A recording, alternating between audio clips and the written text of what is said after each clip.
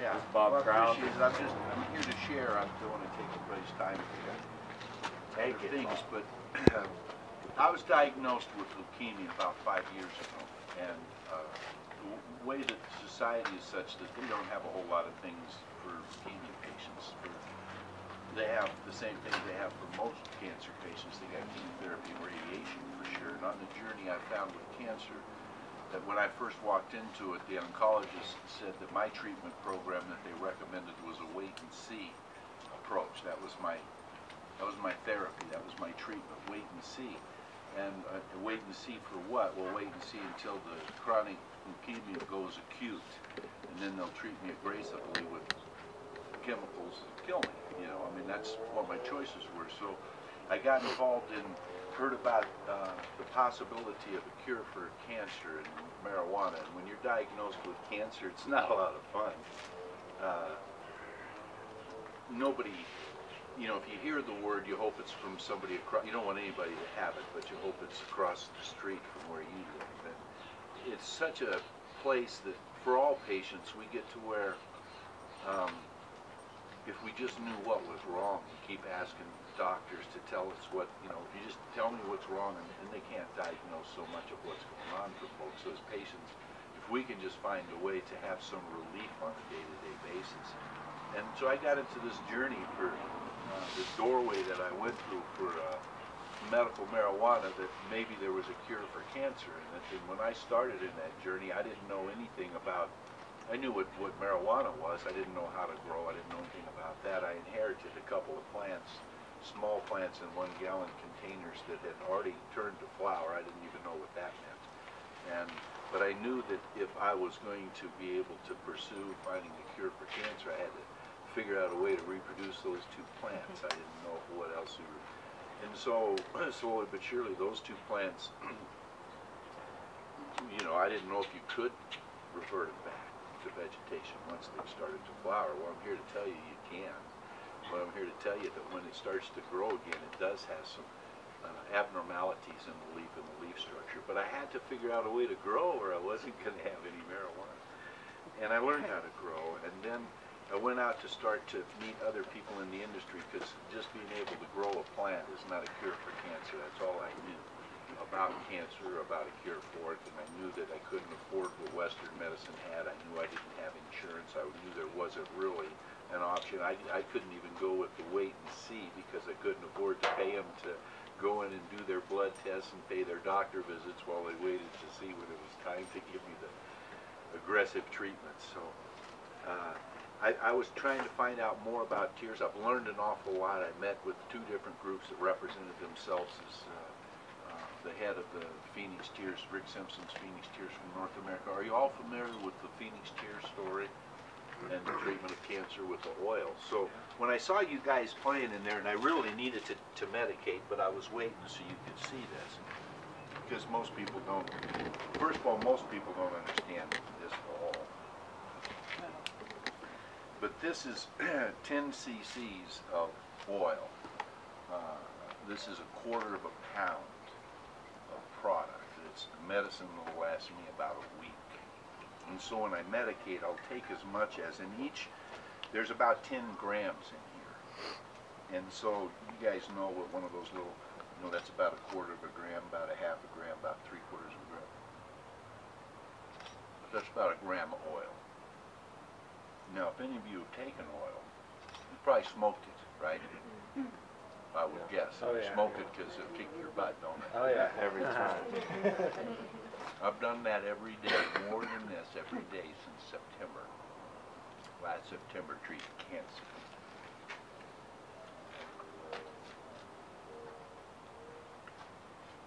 Last September, I have to get my years together here. I guess it was 4 years since my diagnosis, and I hadn't had a blood test in 4 years. You had to have a doctor to have a blood test. Doctors run away from me. I've had doctors scheduled, even within the industry, to try and renew my red card, and I've had them cancel appointments with me. I'm a very controversial person, I guess. But the results are incredible. The first First test I had done of my blood, after being able to be on this medicine for a full 30 days without having an eruption, two problems with tears. The white people in the white coats and the supply of the medicine. We always run out. But I got to a place where I didn't run out and I had the medicine. I went back and I got another blood test. And I have the cancer. And I took that test. It's gone. And how it works is there's a word. I've had to learn a couple of new vocabularies. You know, when I started to learn how to grow and so forth, I had to learn a new vocabulary just to be able to grow. And then when you have cancer, you find you got to learn a whole new vocabulary because they got, you know, medical words and terms. You know, patients are so confused when you go to see a doctor anymore. The compassion and the care and the caregiving. I spent 5 days in court this last week watching the prosecution beat up a little girl who's a caregiver for so many of us. And they just refuse to accept that we're caregiving for people. They think that caregiving is something like, well, you got to live with somebody, feed them, wipe their butt, wash them, and so forth. I do that for my mom. I'm not a caregiver, but I'm a caregiver. We're all caregivers. It's what we do. They don't even get it. When they're in court talking about us, they can't even say caregiver. They call us caretakers. They can't even say the word. What we're fighting against is, it's good that we're out there. So, the medicine then, the nature of this, the quantity that I just took, by now for most of you, if you took it, you'd be laying down someplace asleep, or you would be within 5 or 10 minutes. And for me, I haven't been high since September, and I can't get high. And the science of it is I have so much cannabinoids in me that what happens when you get that level of cannabinoids in you, the tetradelta 9 goes through a chemical reaction that changes it to a couple of different tetradelta 11s, the properties of one, which counteract the psychotropic effect of the tetradelta 9. So I can't get high. It's really a bummer. I really miss it. But we're beating cancer here. And then we don't know. There's so much that we don't know. We've been able to study cannabis only from what it is harmful, its harmful effects. The government will give you money if you find something that's wrong with it. And all those studies that have been done have come up with the same. And there have been dozens of them. There's been lots of money spent on marijuana studying, but it's always to find something wrong with it. And the results of the studies are always the same. They can't find anything wrong with it. It's just so silly, the world that we have to live in. It's just insane. But I'm just telling you what the truth of the things are. What's your cancer at right now? So when we talk about the cancer here, so then going on, and I learned about cancer, that cancer loves sugar. It loves acid. Cancer loves stress. And so I've been able to work on things like eliminating sugar in my diet, eliminating acid in my diet, making sure that my body stays the right age. And stress, we all have stress in our lives, and you can eliminate some of the stress in your life. But when you got this kind of insane stuff going on, it's just, you can't, there's some of the stress that you can't get out. That's probably more harmful on me than the cancer. You know, I can beat cancer. It's easier to beat cancer than it is Dan May.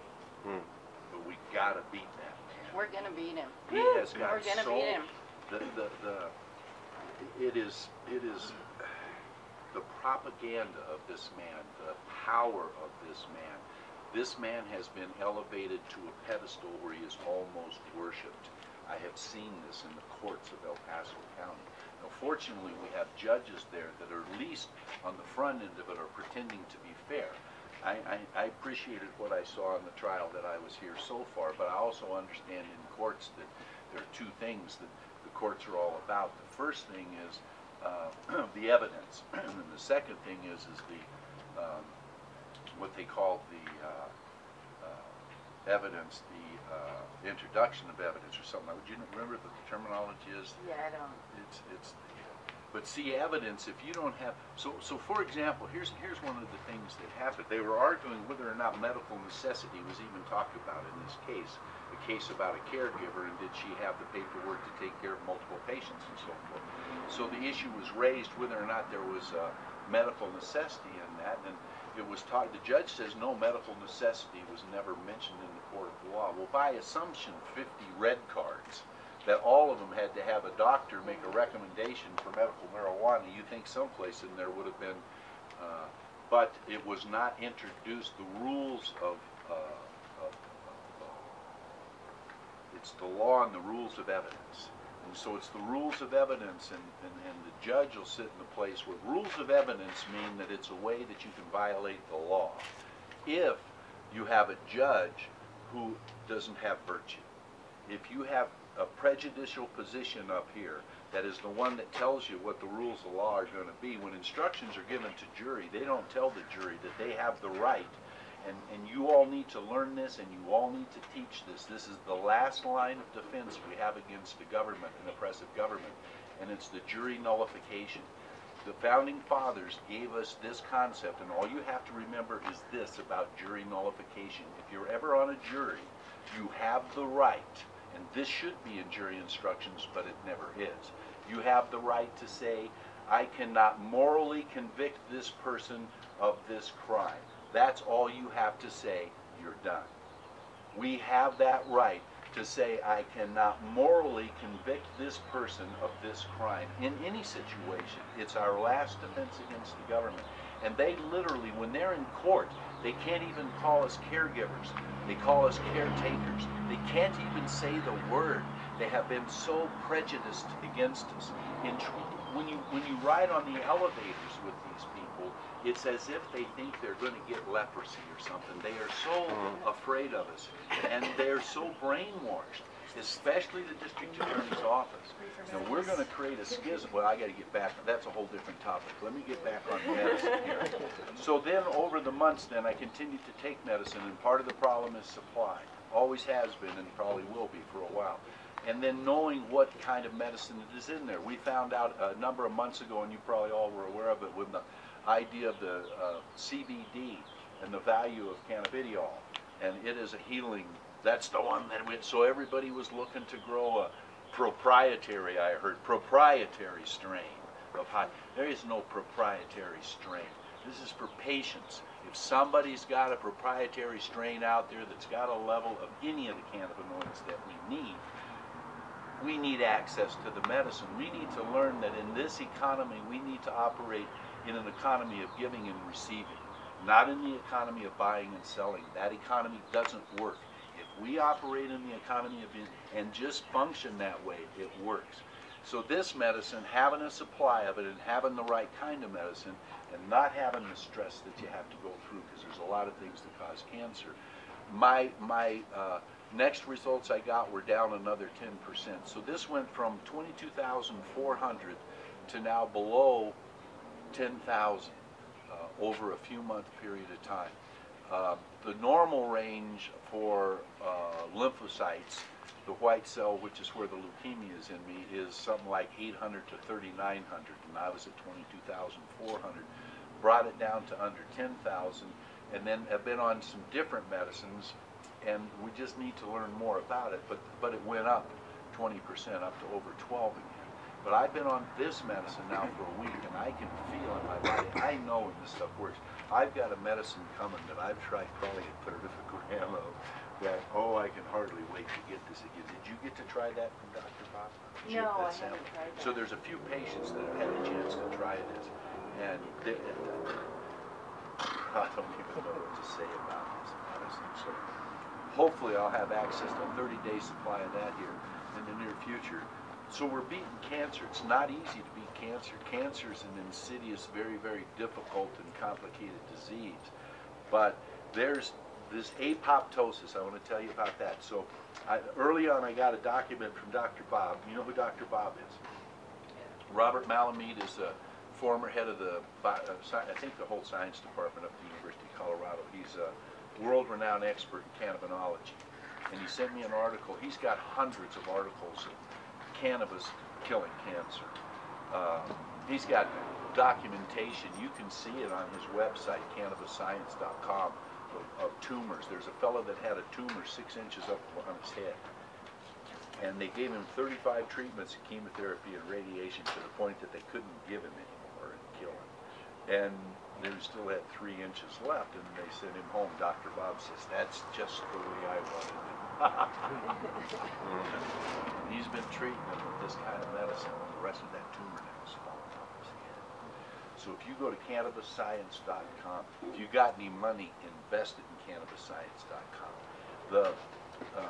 In Arizona on 420, the doctors that are the top medical people with cannabis and fighting these diseases met at the university, I think, in Arizona. And one of the things that's come out of that, and as a result of Dr. Bob's work, is the AIDS patients have had this vaccine that for years now has been working for them, but it's no longer working for them. And so the AIDS patients, the HIV is coming back, and it's coming back on the skin, which was the thing that just horrified everybody, so all the patients so much before. And when the AIDS people saw the cancer falling off of skin, they got real excited and contacted Dr. Bob. And they're going to fund cannabis science. I think that what's happening in New York, the mayor of New York City is going to allow the AIDS people and Dr. Bob to set up a clinic there to mass produce the CBD that they believe is the one that takes care of these AIDS patients' skin, both here and in California. There's some big things coming up. So if you got any money and you want to invest and make a bunch more, put it in cannabisscience.com. If you don't know about that, that's Dr. Bob's website. Go there and get educated, because this stuff is curing cancer. We're fighting to just be able to have our medicine. If I get convicted in court, they'll take my medicine away from me. I'll die. So it's life or death for me, a plant. And they're going to try and kill me. That's what they told me already, that I could die either in jail or out of jail. That's the first thing they told me. Because they refuse to get the science. I stood in front of the district attorney's office with a sign that says, "Why is District Attorney Dan May trying to kill me?" And Dr. Bob was there with me. And when he came down, he says, "I think I'll go up to the district attorney's office and see if we can start to educate him on the science." I said, "What a good idea."